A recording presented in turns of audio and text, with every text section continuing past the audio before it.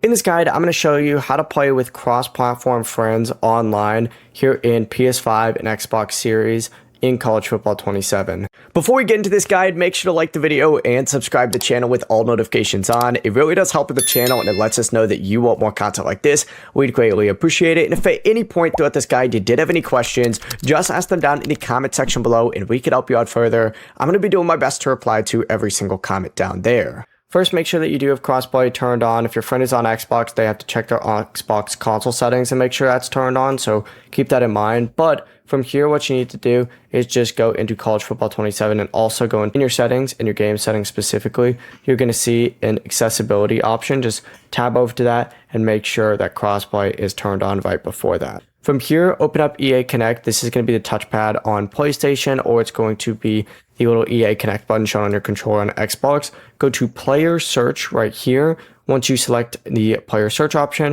you just got to send your friend a friend request. So search them up on here, select them, and once you select them, select Add Friend. After you do that, you can go ahead and make your way back over to Friends. They'll appear in here, and you just got to simply go ahead and invite them, just like so. After you do that, you can back out. You can hit Play Now, then choose Play a Friend. You'll see your online friends available, and then you can go ahead and play with them. It's that simple. It's really nice. Before you leave this guide, make sure to like the video and subscribe to the channel with all notifications on. It really does help the channel, and it lets us know that you want more content like this. We'd greatly appreciate it. And if at any point throughout this guide you did have any questions, once again, ask them down in the comment section below, and we can help you out further. I'm going to be doing my best to reply to every single comment down there. Have a great rest of your day, though. Peace.